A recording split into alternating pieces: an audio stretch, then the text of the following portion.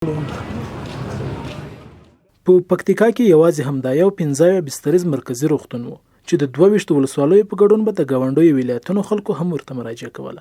د روغتیايي خدماتو د کمښت په برخه کې ناروغان او روغتیا پالان له ګڼو ستونزو سره لاس او ګریوان وو.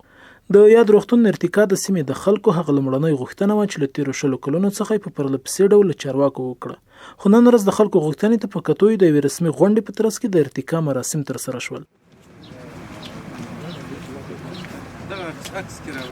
دی هسپتال او دی روغتون ته ارتقا وسوله 15 بستریز وو، اوس به انشاءالله 1.5 بستریز شي او فري سره به د پکتیکا ولسونو ته د صحي خدماتو له لارې نه انشاءالله ډېر خدمتونه مخې ته راسي، پرسونل به زیات شي، له هر نوع امکاناتو نه به ارتقا وشي.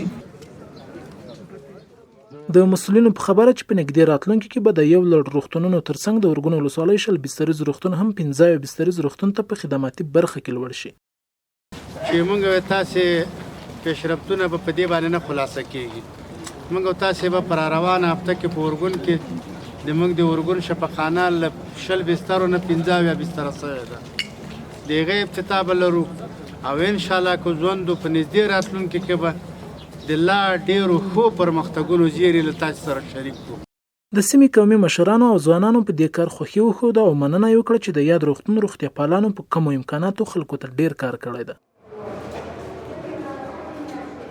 کومو ډاکټر صاحبانو چې په سختو وختو کې دلته کار کړی د هغو ډاکټر صاحبانو نه اوس مننه، بیا مننه. کمو امکاناتو باندې دلته دې ولس ته ډېر کار کړی. مخکې به مریضان له پکتیکا نه ډېر ریفر کېدل، هلته لوړ به دلته زیات و، نو امکانات به نه و، نشتون به و. اوس الحمدلله د دې ارتقا په هغه باندې به امکانات ډېرېږي، ډاکټر صاحبان به ډېرېږي، پرسونل به ډېرېږي. دا په داسې حال کې ده چې 13 مارچ میاشت د عامه روغتیا وزیر پکتیکا ته د غیر رسمي سفر په مهال خلکو ته وعده ورکړې وه چې د روغتیا په برخه کې به یاد ولایت ته ځانګړې پاملرنه کوي.